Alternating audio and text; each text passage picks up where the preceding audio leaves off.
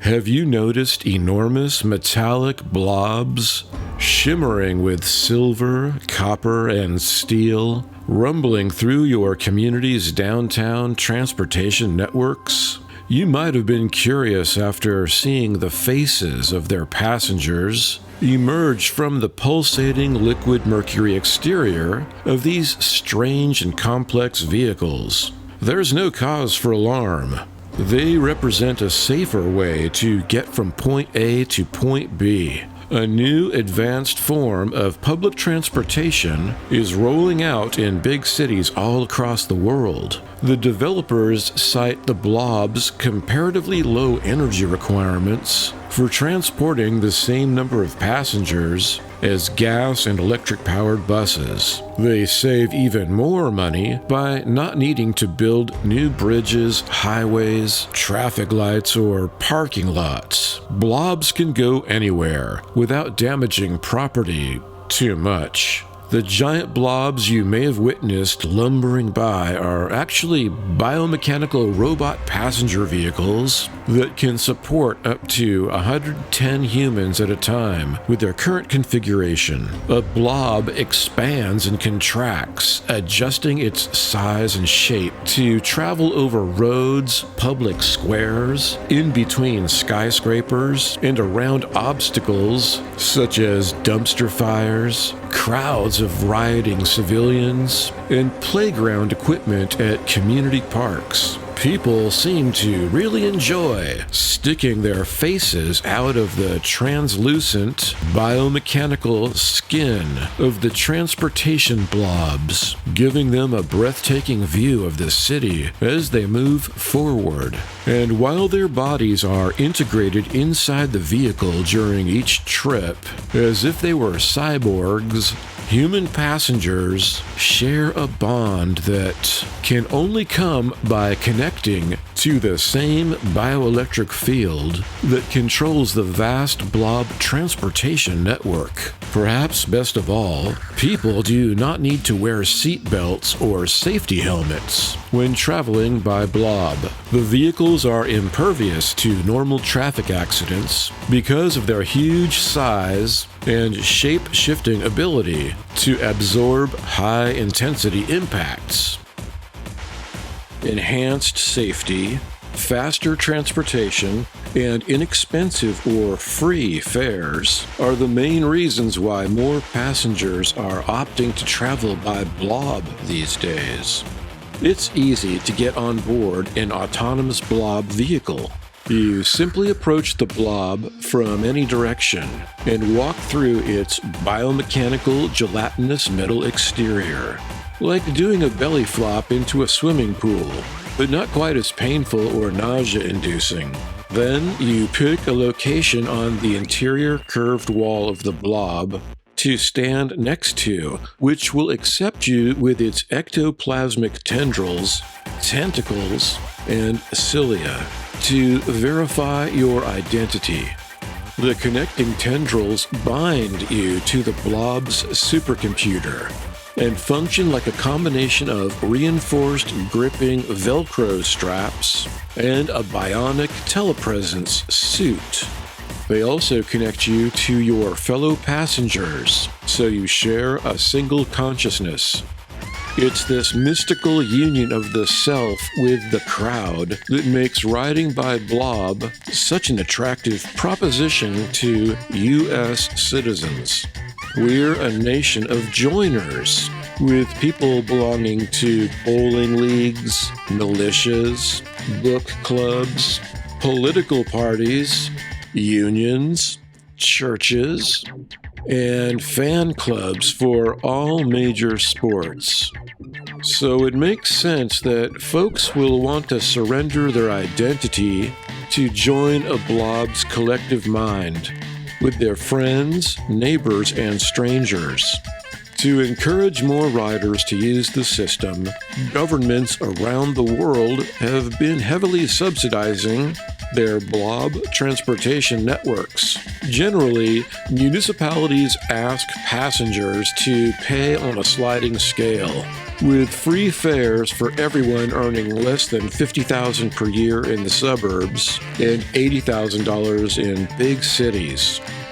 For those who do need to purchase their tickets, you can pay via the nasal collection tube matrix, which identifies you by DNA particles as you sneeze, in response to a puff of ground black pepper that the Blob's ID system blows into your face to elicit a mucus cloud response. Of course, the government protects this personal information through HIPAA and other regulations, so passengers do not need to worry about their privacy being violated when riding in an enormous blob. The Blob network also accepts head rotation glimmer bucks, as well as standard U.S. Treasury-backed expando money submitted through greenbacks or debit cards.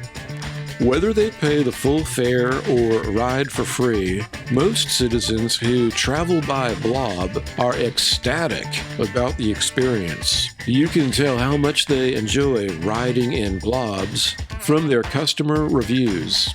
After a recent Blob excursion, Louis Renfro said, "I appreciate that my family can lower our carbon footprint by riding in a big blob instead of relying on our electric car or the diesel-powered food truck we use for our business." Octavia Shin explained that the universal overmind that we connect to when riding inside the blob helps reduce my anxiety. As the blob's biomechanical tendrils invade my nervous system, I experience a form of Stockholm syndrome that brings a great feeling of peace, acceptance, and love for my neighbors. Initially, I had worried about this invasion of my nervous system allowing everyone to observe my daydreaming, but now, I realize, everyone has a rich fantasy life, so there's no need to judge one another. Blob passenger Darcy McCain chimed in, "After a terrorist attack on our family's solar-powered yacht, we decided to try traveling by Blob. We are grateful for that terrorist explosion, or we might not have penetrated a blob for many years. We chartered a 40-foot diameter luxury copper and silver blob to ride through the downtown area, with about 20 of our closest friends, to reach a clandestine restaurant on the outskirts of town, where we enjoyed our group's first fancy dinner party of the year. Don't miss out on this fun, efficient way to travel." Another satisfied rider, Freddie Barnhill, remarked about the fact that I find it beneficial that there's no need to pay a fare when riding by Blob. As long as the government continues subsidizing low-income passengers like me, I'll remain a loyal Blob rider. Carrie Hopkins reviewed the new transportation system by noting, "I read that the blobs are built and maintained by an all-union workforce who earn a decent salary with attractive benefits, and that all parts are made in the United States of America. I'm glad that our country is emphasizing American ingenuity once again." passenger Jim Haynes had a bit of a payment challenge, but other than that, his ride went smoothly. After I paid by sneezing, the blob had difficulty accepting the DNA fragments from my mucus cloud, so I had to give a sample of blood instead. The phlebotomy machine extracted my blood quickly and painlessly. Jennifer Copeland is an expectant mother who recently rode by Blob. She says, "I found out that you're not supposed to ride the Blob if you're more than 3 months pregnant. That's a shame, since I found that the ride was comfortable when I was about 5 weeks pregnant. I'm definitely looking forward to giving birth soon and being able to ride by Blob once again." Passenger Clay Washington has had positive experiences riding by Blob. He says, "I commute 2 hours to work every day. I found that riding by Blob is a great way to meet other professionals in my area, since our minds are connected by the system, so we share one mutual consciousness.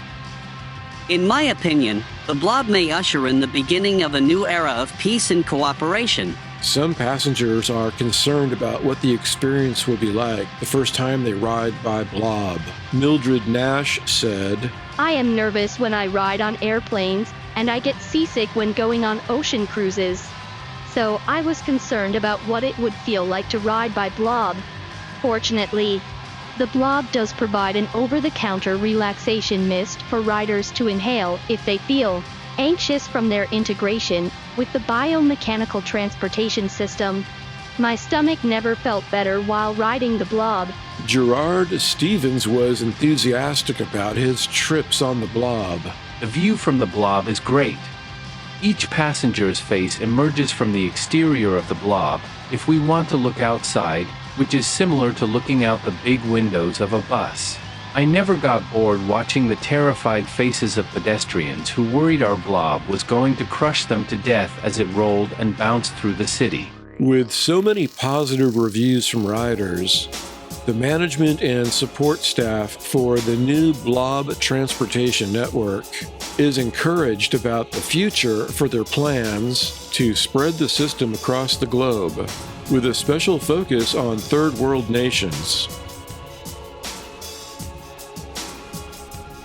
Some transportation industry experts think that the biomechanical Blob vehicles will help humanity become more compassionate, with a feeling that we are all one, which is another way to express the idea that we are all brothers and sisters, or at the very least, distant cousins.